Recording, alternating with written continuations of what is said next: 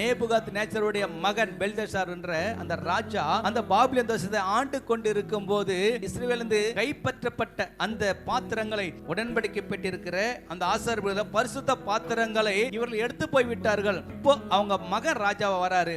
அந்த மகன் ராஜாவா வரும்போது இப்ப தாம் மனைவிக்கு மறுமணம் பண்ணிருக்கான். அந்த பாத்திரத்தை எடுத்துட்டு வர சொல்லி அதுல என்ன பண்றாங்களாம், குடிக்க ஆரம்பிக்கும். இந்த பாத்திரம் பரிசுத்தமான பாத்திரம். அங்க மறுமணி ஆட்டிகளும் பிரபுக்களும் அதுல போயிட்டு என்ன பண்றாங்க, திராட்சை வந்து களிப்பாய் குளித்து கொண்டிருக்கும் போது பாருங்க இவங்க குடிச்சிட்டே இருக்கிறான். ராஜா அங்க ஒரு விரல், அந்த பேர் மனுஷ விரல் தோன்றி காந்து பூசப்பட்ட சுவரில எழுதி கொண்டே இருக்கிறது. அதை பார்க்கும் போதே இவன் முகம் குடிச்சிட்டு இருக்கிறான் பாரு.